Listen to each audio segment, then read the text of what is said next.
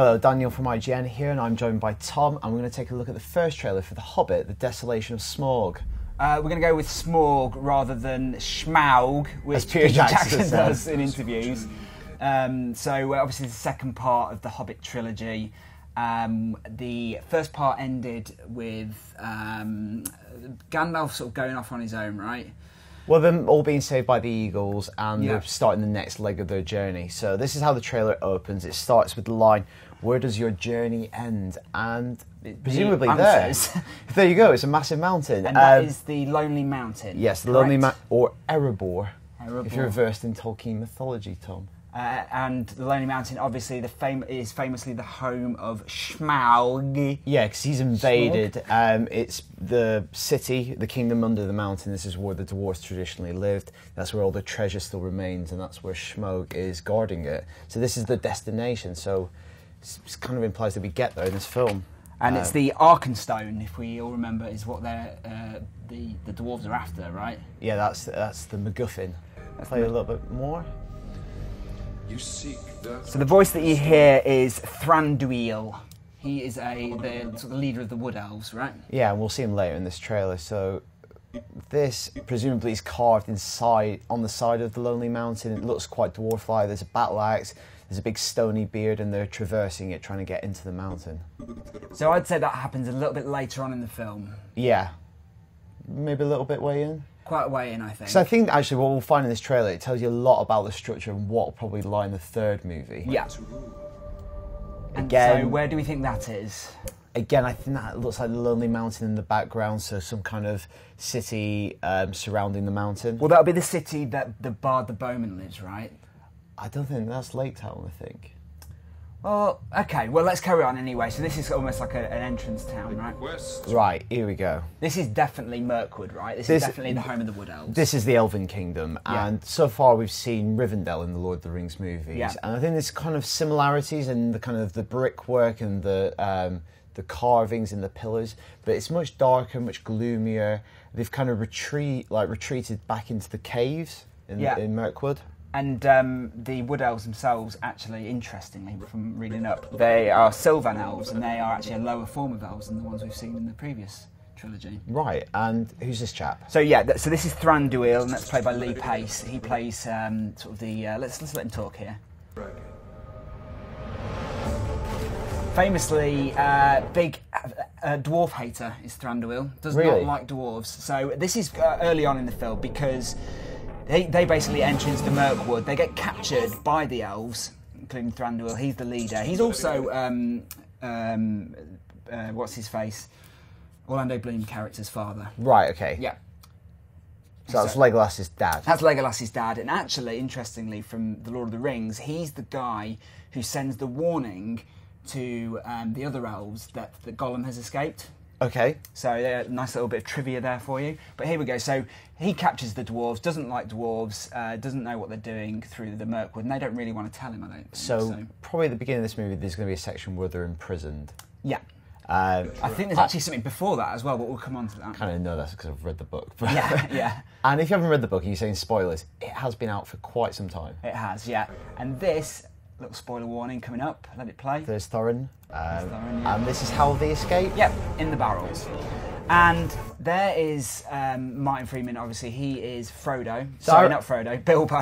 I reckon this scene takes place pretty much after the end of the first movie, when that kind of big expanse of forest is stretching out in front of them, and they've probably just gone down into it. Seems quite light-hearted. Yeah, and they look like butterflies to you, right? Yeah.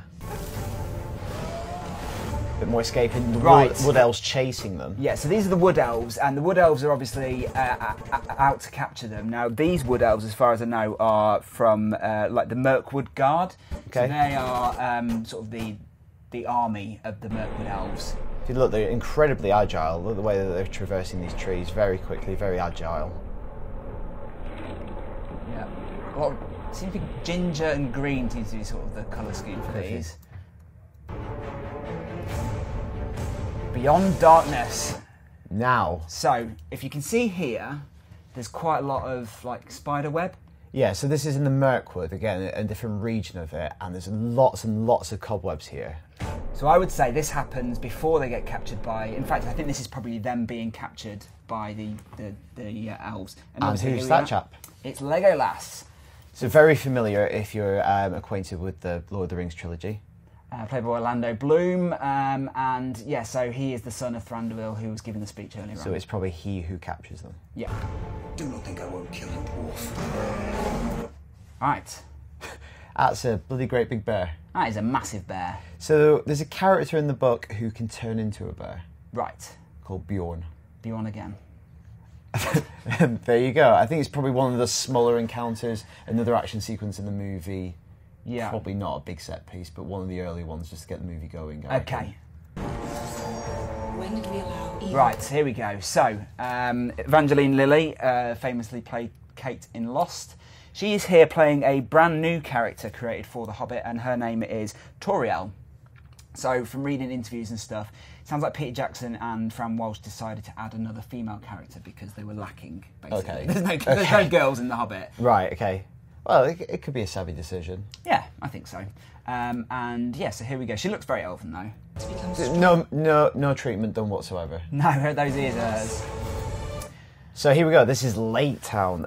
Lake Town, or Esgaroth, is the town of men. It's a place where dwarves, men, and elves have come together traditionally and traded. It looks quite chilly. There's little bits of ice breaking up along the river. It's entirely made out of wood, and it's built on stilts onto the lake. This is where Stephen Fry, I think he's the lord of like the mayor of Lake Town. We'll see him in this movie. Okay. And just to get the geography kind of right, Lake Town is east of Mirkwood. Okay. But it's still south of the Lonely Mountains. So the kind of movement is in The Hobbit, we're kind of moving east, but we're kind of moving north as well. Okay. It looks lovely. It looks nice and realised. Here we go. There's Legolas again with his piercing blue eyes. It looks like he potentially could be quite a big part in it, at least for a section anyway. Yeah, I mean, Legolas doesn't play a big part in the books. In fact, I think he's been added in because he basically plays the son of Thranduil. But he, from what I read, he is a very good friend of Toriel. They're like childhood friends. Okay. So him and her are kind of like... It's a way of bringing him back, isn't it? It's really cementing it. It's stitching it tighter into the original trilogy, or Lord of the Rings trilogy, I should say. He hasn't aged a day. Massive perk of being an elf. Yeah. Bit of stirring into the distance, longingly. Yeah. We were thinking maybe a little bit of chemistry between them as well. Yeah. Well, here we go. Right, let's have a look. This is inside the Lonely Play this for a little bit. So we'll just go back. That's a lot of gold. This is in The Hobbit. Bilbo is the guy who can get inside the mountain. He goes in and tries to retrieve the Oak and the Stone. Look at him. It's a little bit like Scrooge McDuck. It's a lot like Scrooge McDuck, yeah. Oh, here he is.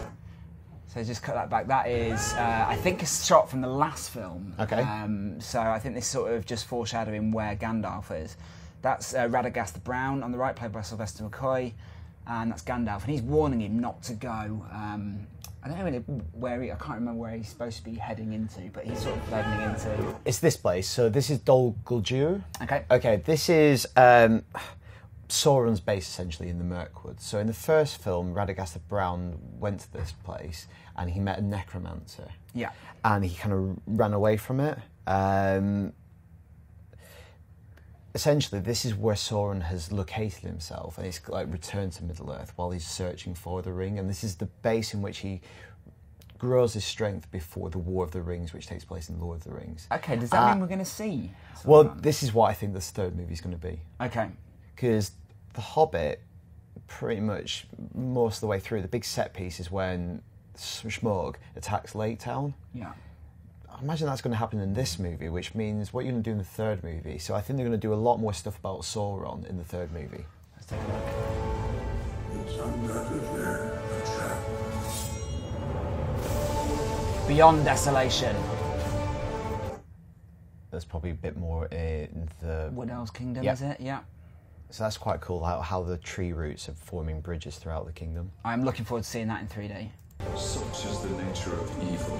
Thranduil again. In time, all foul things. So again, I think that's in Dol Guldur, that's the crypts. I think he can see people have maybe escaped. Yeah, and that's definitely Bars have been Radagast with him, broken. isn't Yeah. it? Because I know when we spoke to Sylvester McCoy last time, he was very coy on whether or not he'd be returning. Because Radagast the Brown isn't a big part of The Hobbit, and he's had his part expanded. Yeah, I guess it gives Gandalf someone to riff off, another kind of wizard. Right. Who's this chap? Quick look back. So this is Azog. He's the White Orc. Now, he is only mentioned in The Hobbit as a sort of a throwaway line from Gandalf to Thorin, because basically he killed Thorin's father, Thror. So his part is much expanded. He was the guy chasing them at the end of the last film, right? So yeah. He returns. I guess because you need that really physical threat that's going to follow them, because Smaug's trapped in the mountain, and that's what he's sleeping. Yeah. Sauron is still this kind of intangible entity. Yeah.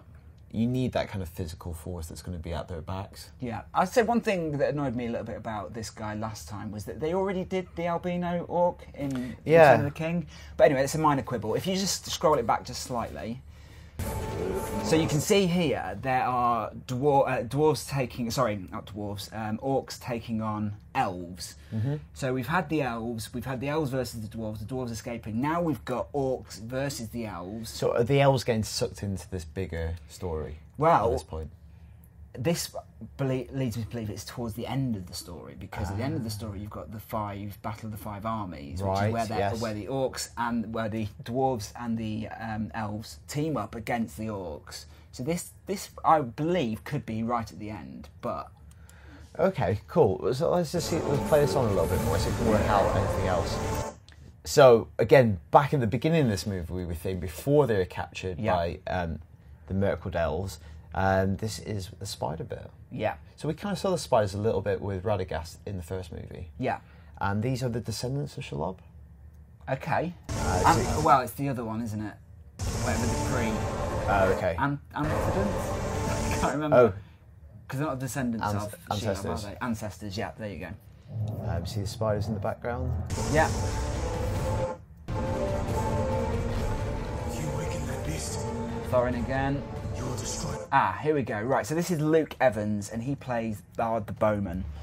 So he lives in Lake Town. Okay.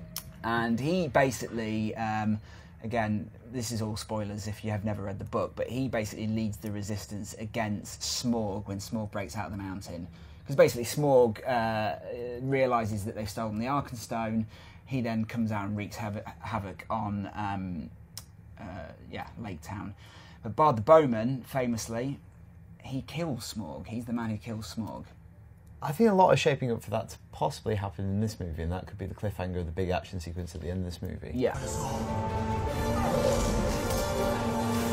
More badassness. These are a lot of scenes that we've already kind of touched upon. Yeah. A lot of that barrel sequence looks like a big one. Yeah. Well, who was that jumping down? Just look at that. So this looks again like Gandalf is in Dol Guldur. Yeah. I don't know just who scrub it that forward is. just slightly. See if we can get a better view of him. It's very difficult to say, isn't it? Oh, I really don't know. Well, there you go. That's definitely a mystery. Who is that character? Another badass orc. More barrels. More barrels. Was that an earthquake? Right, here we go. So that's Ken Stott. He plays the dwarf Balin, and he's about to drop a truth bomb. Yeah, here we go. Was a dragon. So, title, Desolation of Smaug. And here we go, the big reveal, the one we've been waiting for.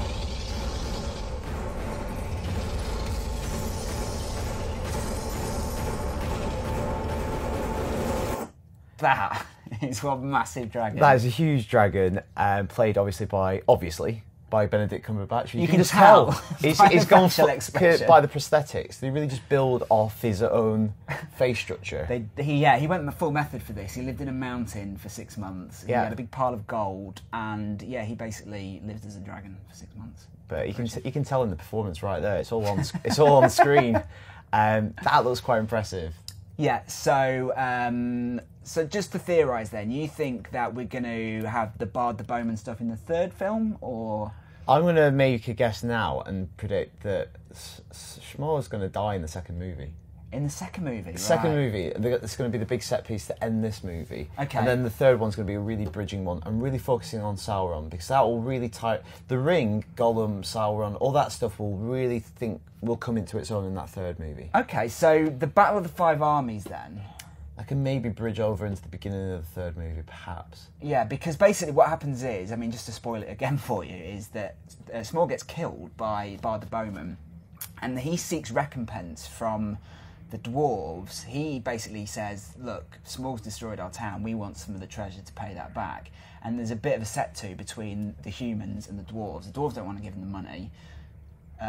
Bilbo does. So Bilbo steals the Arkenstone, not realising the significance of the dwarves, and tries to give it to the humans. So what I would say in kind of movie structure, that seems a bit anticlimactic as a third movie, considering you've got a dragon in this movie. Yeah. So that's why I think that might factor in early on in the third movie, but then it'll be dominated by the Sauron stuff, because that's the big bad. Yeah.